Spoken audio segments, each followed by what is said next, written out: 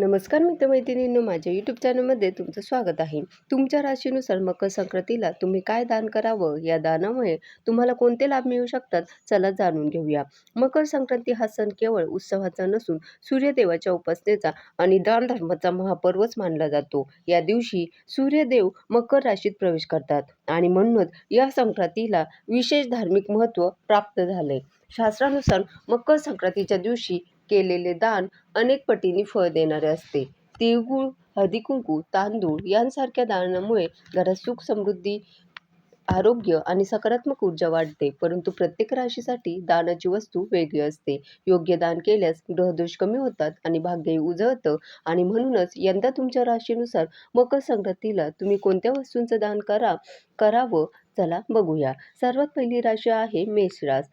मेष राशीचा स्वामी मंगळ ग्रह आहे. यांनी संक्रांतीला तीळ, भुईमुगाच्या शेंगा, लाल वस्त्र, लाल मिठाई, मसुराची डाळ या वस्तूंचं दान करावं. एकंदरीतच लाल वस्त्राच्या वस्तूंचं दान करावं, कारण मंगळ अग्नितत्व आणि लाल रंगाचा आहे. या दिवशी मंगळ दोष शांत करण्यासाठी या वस्तूंचं दान केलं जातं. याचे फायदे असे की यामुळे साहस वाढतो, ऊर्जा वाढते, मंगळ दोष कमी होतो, आरोग्य चांगलं राहतं आणि करिअरमध्ये अडथळे येत नाहीत. शत्रूंचा नाशही होतो. दुसरी रास आहे वृषभ रास. वृषभ राशीचा स्वामी शुक्र ग्रह आहे. या व्यक्तींना संक्रांतीच्या दिवशी तांदूळ, दही, तीळ आणि पांढऱ्या रंगाचे कपडे, दूध यांसारखं दान करावं. कारण शुक्र ग्रह हा पांढऱ्या रंगाचा आणि सुख समृद्धीचा कारक आहे. कारण पांढऱ्या वस्तूंचं दान केल्यानं शुक्र ग्रह बलवान होतो. यामुळे धनलाभ, वैवाहिक सुख आणि सौंदर्य ऐश्वर्यही प्राप्त होतो. आर्थिक स्थिरता वाढते असं सांगितलं जातं. तिसरी रास मिथुन रास. मिथुन राशीचा स्वामी बुध ग्रह आहे. मिथुन राशीच्या लोकांनी मूग डाळ, खिचडी, हिरवे कपडे, भाज्या, काळे तीळ आणि काळी छत्री किंवा काळ्या रंगाचे ब्लँकेट दान करावे. कारण बुध ग्रह बुद्धी आणि हिरव्या रंगाचा आहे. हिरव्या वस्तू संक्रांतीच्या दिवशी दान केल्याने बुध प्रसन्न होतो असं मानलं जातं. त्यामुळे बुद्धिमत्ता तीक्ष्ण होते, व्यापार नोकरीत यश येतं, संवाद कौशल्य वाढतं आणि आर्थिक प्रगतीही होते. त्यानंतर कर्क रास. कर्क राशीचा स्वामी चंद्रग्रह आहे. त्यामुळे पांढऱ्या रंगाच्या वस्तूंचं दान करावं, जसं तांदूळ, पांढरे तीळ, दूध, दही आणि चांदीच्या वस्तूंचं दान खूप शुभ मानलं गेलंय. कारण चंद्र हा जलतत्व आणि पांढऱ्या रंगाचा कारक आहे. त्यामुळे पांढऱ्या रंगाच्या वस्तू आणि दुधासंबंधित वस्तूंचं दान मकर संक्रांतीला केल्याने चंद्रग्रह बलवान होतो. यामुळे मन शांत राहतं, घरातील सुख वाढतं, भावनिक स्थिरता येते आणि आरोग्यही सुदृढ राहतं. त्यानंतर सिंह रास. सिंह राशीचा स्वामी आहे सूर्य. त्यामुळे या राशीच्या लोकांनी तिळगुळ, गहू, लाल किंवा पिवळ्या रंगाच्या वस्तू किंवा तांब्याचे भांडे दान करावे. याचं कारण असं की सूर्य स्वतः सिंहाचा स्वामी आहे. या दिवशी सूर्याला प्रिय असलेल्या वस्तूंचं दान केल्यानं तो अतिशय प्रसन्न होतो. यामुळे आत्मविश्वास वाढतो, नेतृत्व गुण वाढतात, प्रसिद्धी मिळते आणि मानसन्मानही मिळतो. एवढंच नाही तर करिअरमध्येही मोठी प्रगती होणार असं सांगितलं जातंय.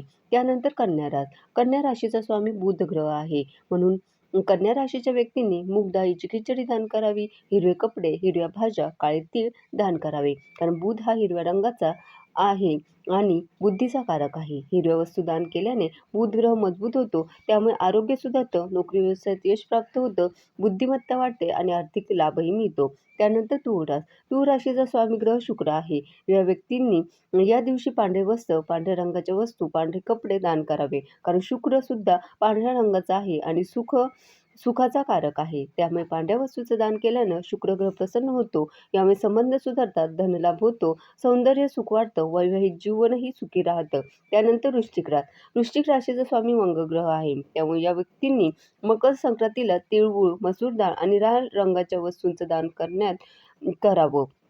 कारण मंगळ हा लाल रंगाचा आणि ऊर्जेचा कारक आहे. त्यामुळे या दिवशी लाल रंगाच्या वस्तू दान कराव्यात. हे दान मंगल दोष शांत करतं आणि क्रोध नियंत्रित करतं, ऊर्जा वाढवतं. त्यानंतर धनुराशी. धनुराशीचा स्वामी ग्रह गुरु आहे. त्यामुळे या व्यक्तींनी या दिवशी चणा डाळ, केळी, पिवळ्या रंगाची फुलं, पिवळ्या रंगाची वस्त्र किंवा हळद यांसारख्या वस्तूंचं दान करावं. कारण गुरु पिवळ्या रंगाचा आणि ज्ञानाचा कारक आहे.